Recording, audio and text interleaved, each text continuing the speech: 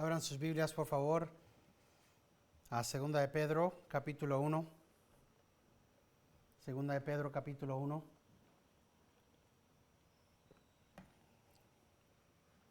Continuamos nuestra serie en la palabra más segura.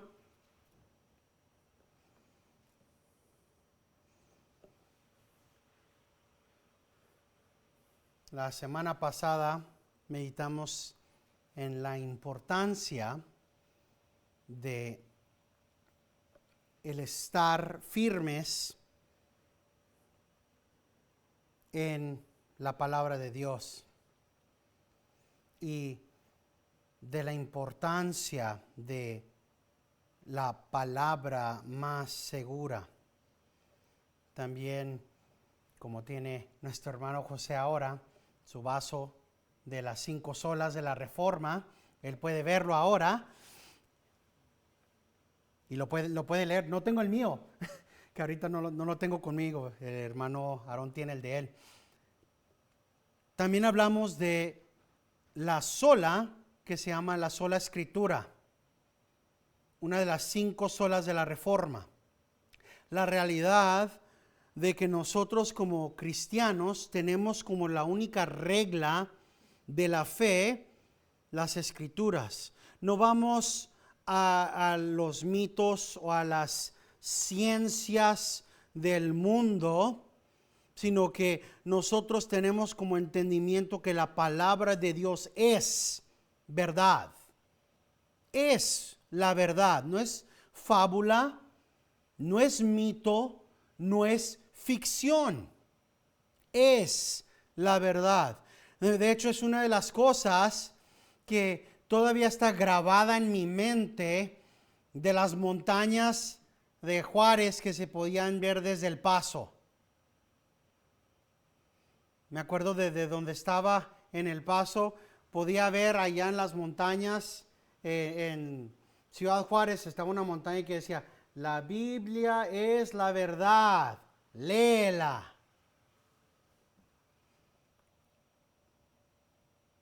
Es cierto. Ahora, no depende, el pastor lo dice, así que tenemos que creerlo. No, tenemos que tener esta verdad como nuestra posesión de corazón y de mente. Era la posesión de Pedro. Él lo creía de todo corazón y de toda su mente. Era la realidad de Cristo. Él lo veía como verdad y es la realidad declarada en las Escrituras. Eso es exactamente lo que la palabra de Dios dice cuando dice que el zacate y la flor del zacate se marchita. Eso significa que las cosas pasajeras, las cosas de este mundo, incluyendo el conocimiento terrestre, es pasajero, ¿verdad? Pero ¿qué permanece? La palabra de Dios. Esto continúa permaneciendo. La palabra de Dios es la única regla infalible. Pero una cosa que siempre vamos a ver, y se puede notar aún aquí, es que siempre va a haber alguien que va a tratar de decir, necesitas algo más. Necesitas algo nuevo. Necesitas innovación. Necesitas algo extra. Necesitas añadir esto. Necesitas lo otro. Lo encontramos aún hoy en día. La Biblia y esto. La Biblia y lo otro.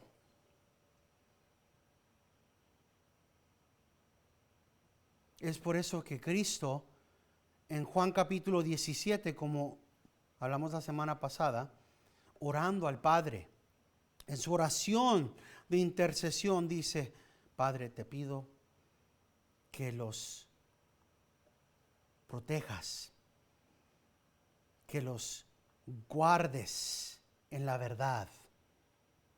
Y lo dice, tu palabra es la verdad. ¿Cuál es la verdad que guarda nuestro corazón, que guarda nuestra mente, la palabra de Dios. Siempre es, siempre lo ha sido, siempre lo va a ser.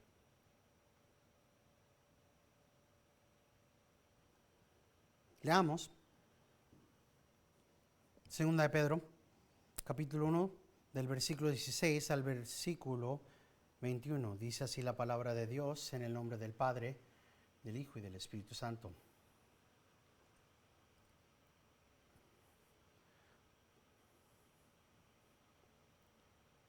Porque cuando os dimos a conocer el poder y la venida de nuestro Señor Jesucristo, no seguimos fábulas ingeniosamente inventadas, sino que fuimos testigos oculares de su majestad. Pues cuando recibió honor y gloria de Dios Padre, la majestuosa gloria, le hizo esta declaración: este es mi Hijo amado, en quien me he complacido. Y nosotros mismos escuchamos esta declaración, hecha desde el cielo, cuando estábamos con Él en el Monte Santo.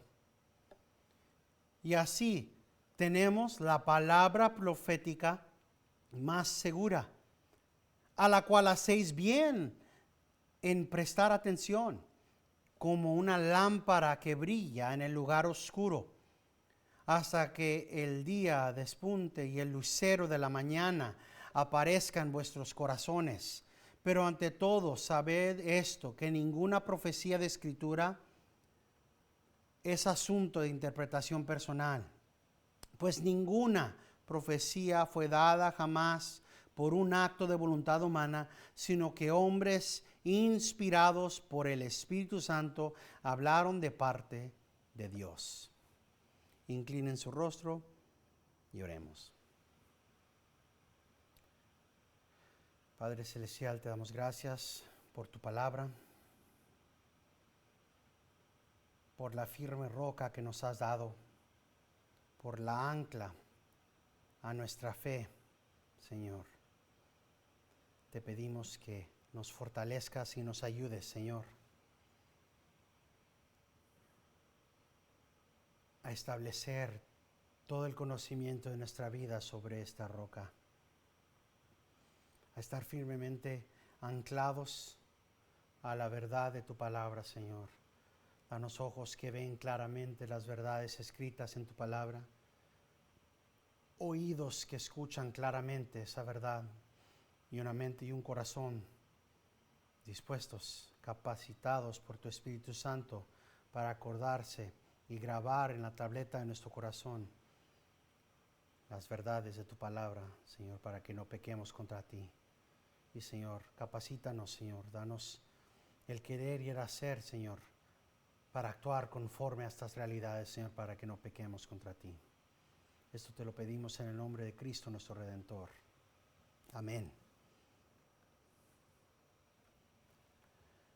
Vamos por un momento a Mateo capítulo 7.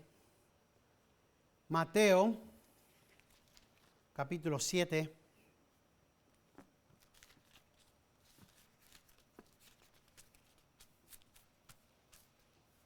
Mateo capítulo 7, del versículo 24 al versículo 27, dice lo siguiente: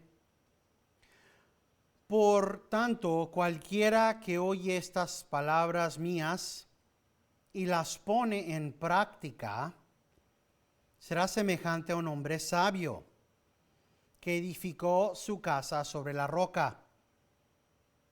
Y cayó la lluvia, y vinieron las torrentes, soplaron los vientos y azotaron aquella casa, pero no se cayó porque había sido fundada sobre la roca.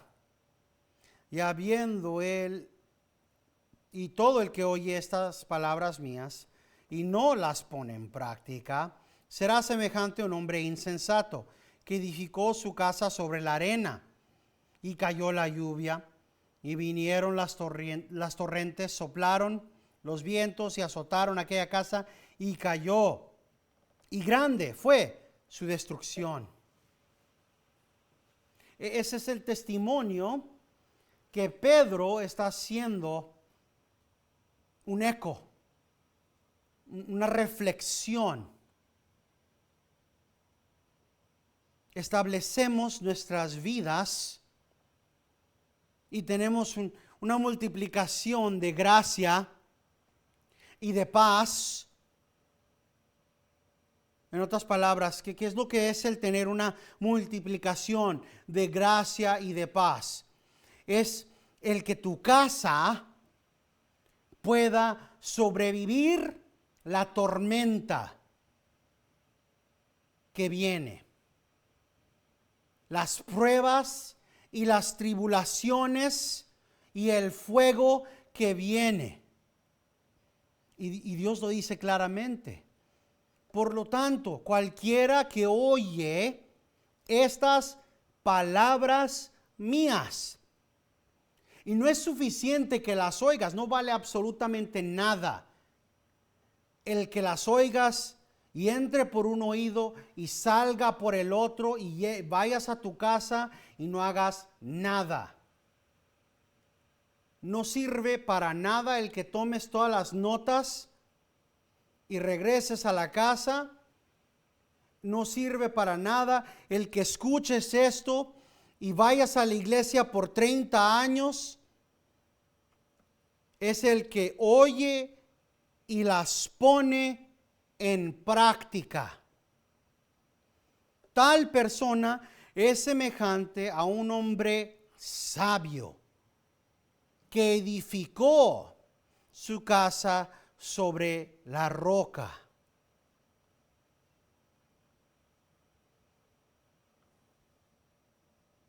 Hay sabiduría, hay edificación. ¿Por qué? Porque aún dentro de esta parábola hay tanto.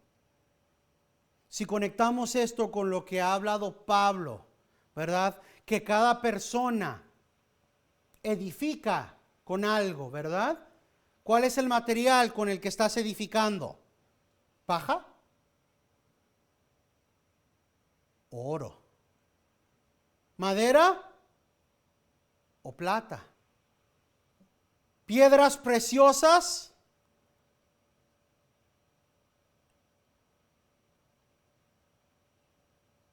Porque cuando venga el fuego,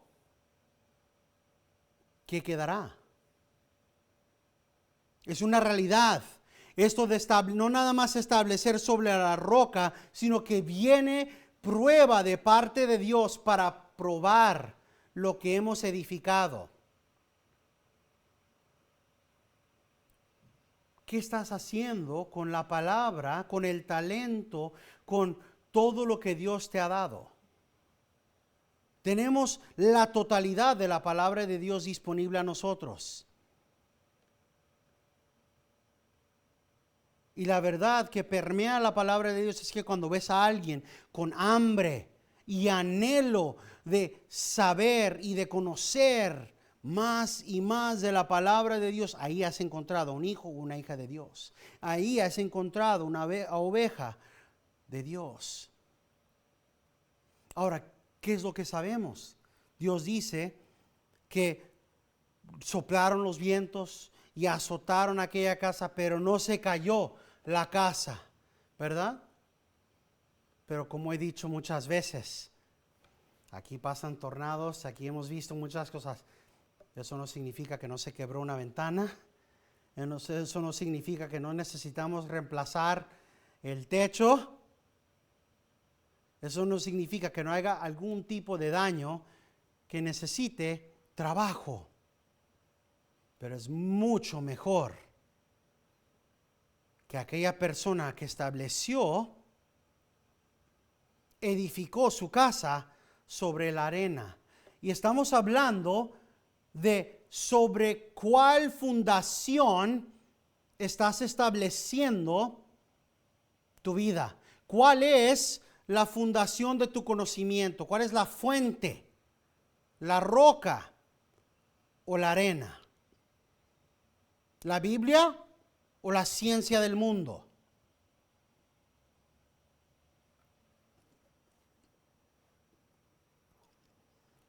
Porque el mundo va a decir lo que el mundo va a decir.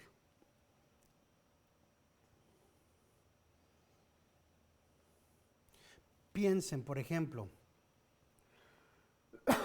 en cómo se ve este anhelo en alguien que es un hijo o una hija de Dios. ¿Cómo se ve esa hambre? Vayan a Éxodo, capítulo 33.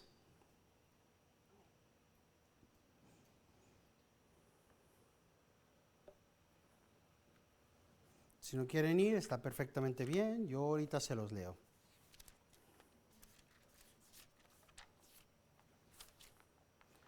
Éxodo 33, del versículo 12 al 13. Y Moisés dijo al Señor: mira, tú me dices, haz subir a este pueblo, pero tú no me has declarado a quién enviarás conmigo. Además has dicho, te he conocido por tu nombre, y también has hallado gracia ante mis ojos. Ahora pues, si he hallado gracia ante tus ojos, te ruego que me hagas conocer tus caminos, para que yo te conozca y halle gracia ante tus ojos. Considera también que esta nación es tu pueblo. ¿Cuál es el anhelo de Moisés? Él dice, mira, tú dices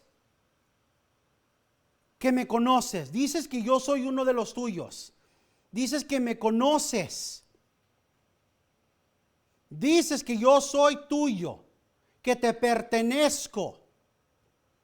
Entonces si yo he hallado gracia ante tus ojos, este es mi anhelo. Hazme conocer tus caminos.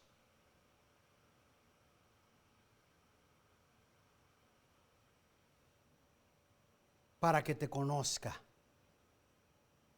y halle gracia ante tus ojos.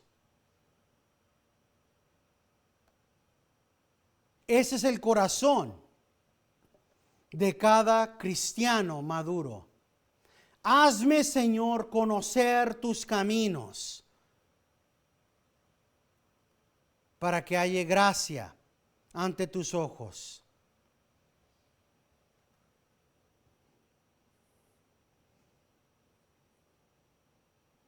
El Señor le dice en el versículo 17,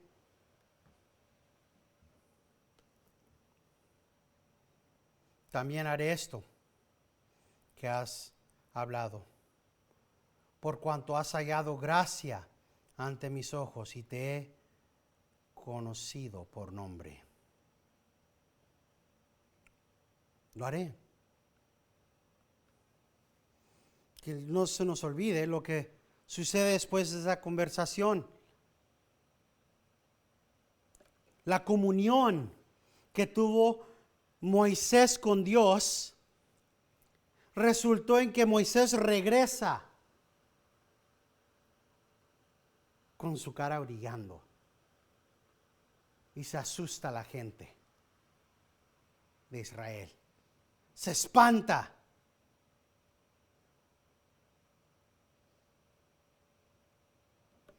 En el capítulo 34, versículo 29 y 30, y aconteció que cuando Moisés descendía del monte Sinaí con las 2 tablas del testimonio en su mano, al descender del monte Moisés no sabía que la piel de su rostro resplandecía por haber hablado con Dios. Y al ver a Aarón y todos los hijos de Israel a Moisés, he aquí la piel de su rostro resplandecía, y tuvieron temor de acercarse a él. Comunión con Dios resultó en que la gente no quería nada. Y se preguntan, ¿y esto qué tiene que ver, pastor, con lo que estamos hablando? ¿Esto qué tiene que ver? Y ahora sí pueden regresar a Segunda de Pedro. ¿Esto qué tiene que ver con Segunda de Pedro? La gloria, la gloria, la gloria de Moisés era nada más una pizcacha, una reflexión pequeñita, no era nada comparado a lo que está hablando aquí Pedro, cuando dice, pues cuando él recibió honor y gloria de Dios Padre, la majestuosa gloria, versículo 17, le hizo esta declaración: este es mi Hijo amado, en quien me he complacido. Cuando estuvo en la montaña de la transfiguración, la gloria de Cristo fue demostrada, y no era una gloria como la de Moisés, era más grande, aún más brillante que la gloria reflejada de la cara de Moisés. Hay diferentes niveles de gloria que se pueden ver en la palabra de Dios, y la reacción de la gente siempre es la misma: temor. La gente de Israel tenía temor, pero Pedro y Juan no respondieron así. Es una historia tan increíble que tienen que llegar a una determinación: ¿es real o no? ¿Es verdad o no?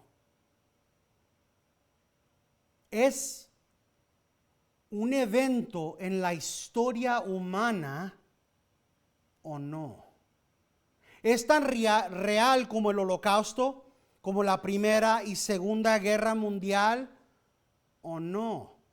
Porque lo que Pedro está diciendo es: cuando nosotros dimos conocer el poder y la venida de nuestro Señor Jesucristo, no seguimos fábulas ingeniosamente inventadas, sino fuimos testigos oculares de su majestad. Toda la vida de Cristo es real. No es una fábula, no es una historia, no es un mito, no lo inventamos. Estuvimos ahí, vimos su gloria.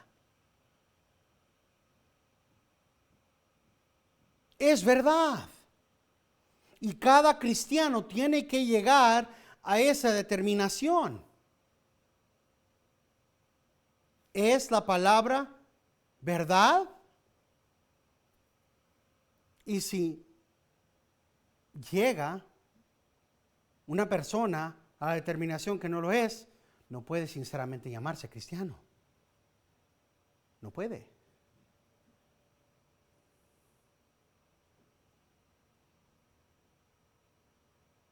Lo que va a restar del capítulo 2 va a ser, después de estos versículos, el juicio que viene sobre los falsos profetas, y el resto del capítulo 3 va a ser el hablar de la segunda venida de Cristo.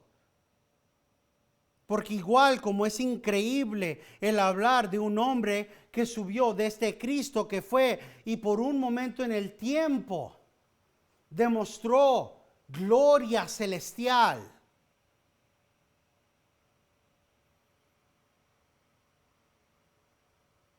Pedro va a hablar en el capítulo 3 de la realidad de que este mismo hombre que demostró gloria celestial no nada más resucitó, sino ascendió y regresará. Estas son verdades que hemos declarado como cristianos por 2000 años. Ahora, ¿lo creen o no lo creen? Lo cantamos: un día Cristo volverá, promesa fiel faltar jamás. Como se fue, así vendrá, ¿verdad?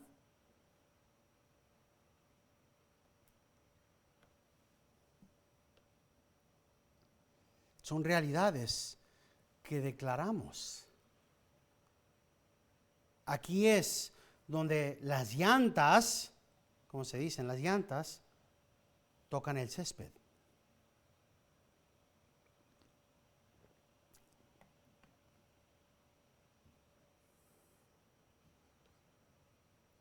Podemos mover nuestras cabezas y decir que sí y amén.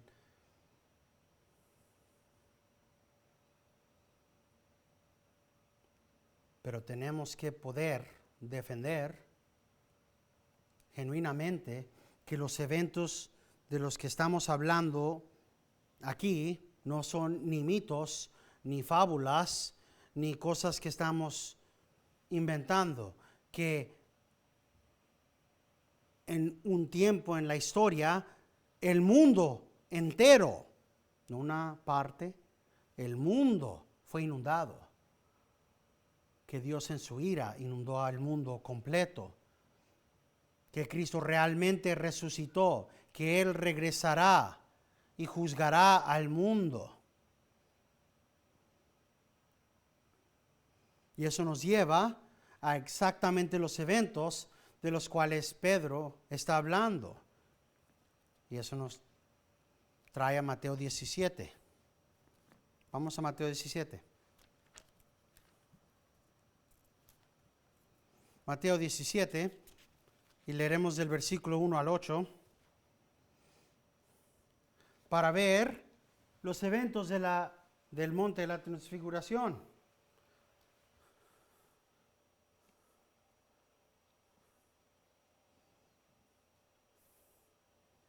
Mateo 17, del versículo 1 al versículo 8. 6 días después, Jesús tomó consigo a Pedro, a Jacobo y a Juan, su hermano, y los llevó aparte a un monte alto. Y se transfiguró delante de ellos, y su rostro resplandeció como el sol. Y sus vestiduras se volvieron blancas como la luz. Voy a pausar aquí por un momento para hacer la conexión porque hice una pregunta y quiero responderlas. ¿Qué tiene que ver lo de Moisés? Esto. Nada más la cara de Moisés brillaba y no brillaba como el sol. La gloria de Moisés era nada más una gloria reflejada. Era la gloria de alguien que pasó 40 días ante la presencia de Dios. La gloria de Cristo aquí es demostrada como el sol y sus vestiduras se volvieron blancas como la luz. Moisés no cambió de esta forma, nada más su cara brilló. Nada más la cara de Moisés. Así que el ejemplo de Moisés era un ejemplo de dos partes. Parte 1 era demostrar el carácter de un hombre de Dios que anda en pos de la búsqueda del conocimiento de Dios. Quiero más de tu palabra, quiero conocerte mejor. Y la segunda parte era el demostrar cómo es que la cercandad que tuvo Moisés resultó en que él reflejó la gloria de Dios. Y el hablar, como es que, por ejemplo, los ángeles brillan a veces con la gloria que reflejan de Dios, pero nadie brilla como el sol. Nadie resplandece como Cristo está siendo describido aquí. Nadie. Esto es muy particular. Regresamos. Y se transfiguró delante de ellos y su rostro resplandeció como el sol y sus vestiduras se volvieron blancas como la luz. Y aquí se les aparecieron Moisés y Elías hablando con él. Entonces Pedro, tomando la palabra, dijo a Jesús: Señor, bueno es estarnos aquí. Si quieres, haré aquí 3 enramadas, una para ti, otra para Moisés y otra para Elías. mientras estaba aún hablando, he aquí una nube luminosa los cubrió, y una voz saliendo de la nube diciendo: este es mi Hijo amado, en quien me he complacido, a él oíd. Y cuando los discípulos oyeron esto, cayeron sobre su rostro y tuvieron gran temor. Entonces se les acercó Jesús y tomándolos les dijo: levantaos y no temáis. Y cuando alzaron sus ojos, no vieron a nadie, sino a Jesús solo. Ahora, la pregunta, una vez más, ¿es fábula? ¿Es este evento mito? Porque Pedro declara claramente: no, es verdad. Cada palabra, verdad. Y nosotros, si creemos la palabra de Dios, declaramos lo mismo. ¿Cuántos jóvenes llegan a la universidad, a las universidades de los Estados Unidos o a las universidades donde sea en este mundo y dejan de profesar con cualquier nivel de certeza la autoridad y verdad de las Escrituras? ¿Cuántos jóvenes terminan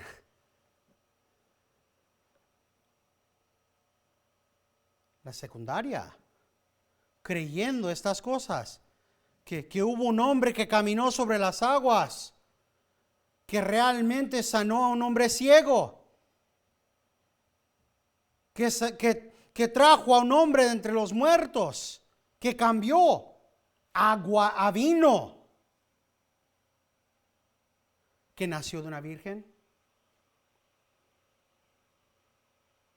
que subió a un monte con tres hombres, a un Pedro, a un Jacobo y a un Juan, y ante ellos, en un momento en el tiempo, de repente su cara brilló como el sol,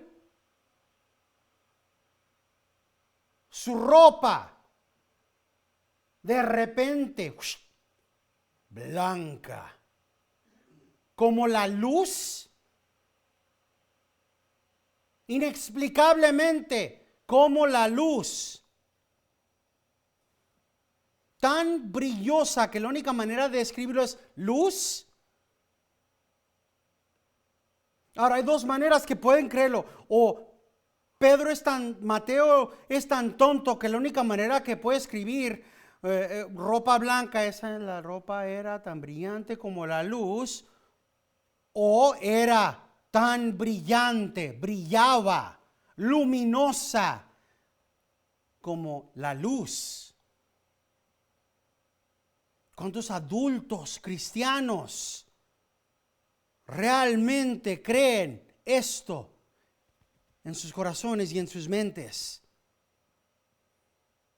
Les puedo decir que conforme a las encuestas, menos del 50% creen verdaderamente estas cosas.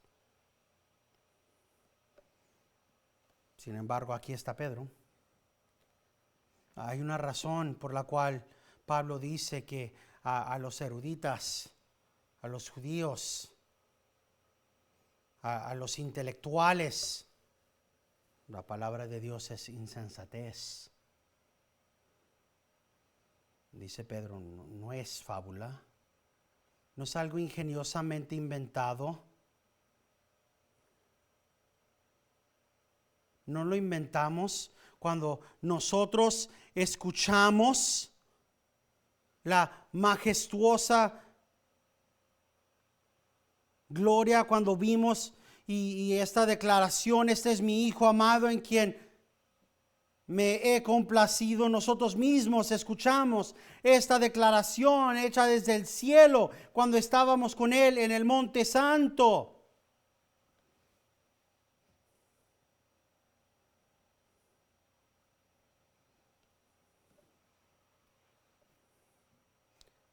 Dice Juan Calvino, uno no tiene que imaginarse qué tan cautivado estaba Pedro por la hermosura que él estaba viendo ante sus ojos. Que estaba tan satisfecho que lo único que anhelaba en ese momento era el descansar y reposar ahí. Como dice en el Salmo 16, versículo 11, en tu presencia está la llenura de gozo. Pero su anhelo era insensato, porque no entendía que lo que él quería hacer era absurdo. Él tenía en su mente el establecer y edificar tabernáculos para hombres que ya fueron admitidos en la gloria, donde solo están ángeles. Y esa es la cosa. No lo entendemos porque estamos de este lado del cielo. ¿Cómo es?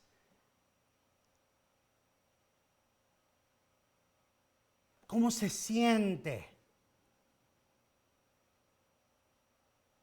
el estar ante la presencia de tal gloria? Fue suficiente para Moisés que él no necesitó comer por 40 días. ¿Verdad? Pero era suficiente que un hombre casado no pensó en su esposa. Y no es porque él no le importa a su esposa, porque este es el mismo hombre que en los últimos momentos de la vida de su esposa le dijo a su esposa cuando estaba siendo matada: piensa en el sufrimiento de Cristo, para consolarla. Amaba fuertemente a su esposa, el hermano Pedro, pero tan envuelto en lo que estaba sucediendo estaba Pedro,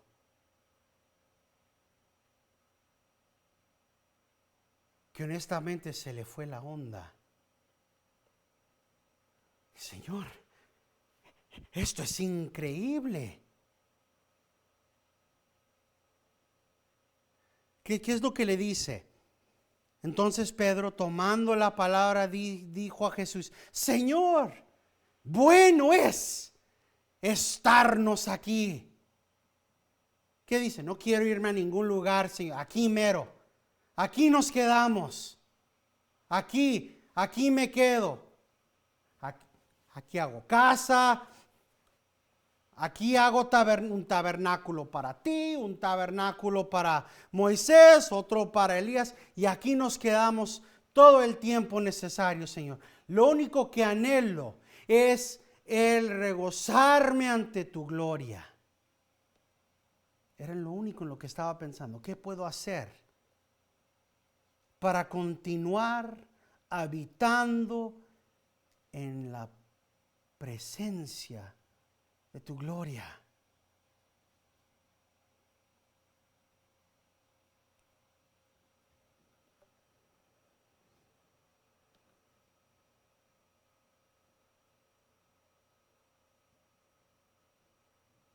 El Padre tuvo que decirles: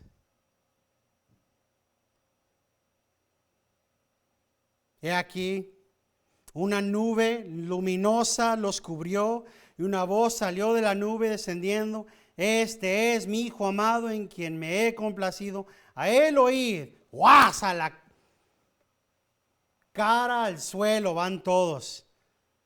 Oyeron esto, cayeron sobre su rostro y tuvieron gran temor. Lo que es estar ante la presencia del Padre. La diferencia.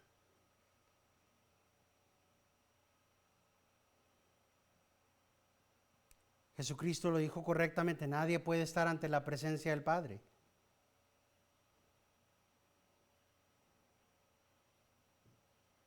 Y aquí está años después, y estos falsos maestros están diciendo, se lo están inventando. Es pura historia. Mira, ya murió tu abuelo y él estaba en la fe y Cristo no ha llegado. Tu papá ya está viejo y Cristo todavía no ha llegado. Obviamente se inventaron esta historia. No, ¿para qué te estás preocupando? Es pura fábula. Se inventaron estas cosas, nada ha cambiado. Desde que los padres viven, todo continúa como siempre. Pero dice, no nos inventamos nada. Esto es verdad.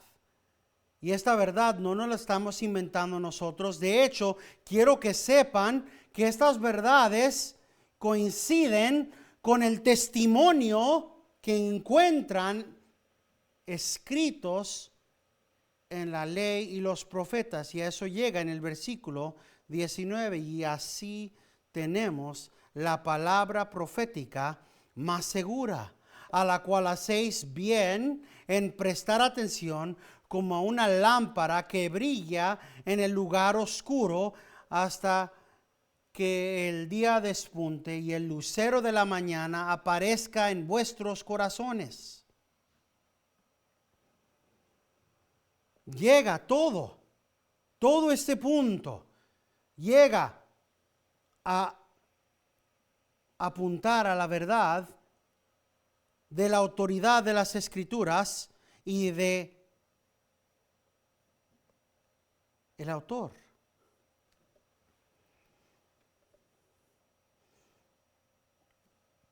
Del Espíritu Santo. Pero ante todo, sabe de esto, que ninguna profecía de la Escritura es asunto de interpretación personal, pues ninguna profecía fue dada jamás por un acto de voluntad humana, sino que hombres inspirados por el Espíritu Santo hablaron de parte de Dios. La próxima semana continuaremos empezando en el versículo 19.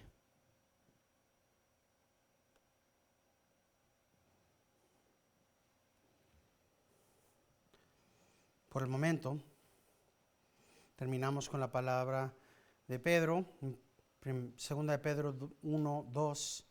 Gracia y paz os sean multiplicadas en el conocimiento de Dios y de Jesús nuestro Señor. Y toda la gente de Dios dice, amén.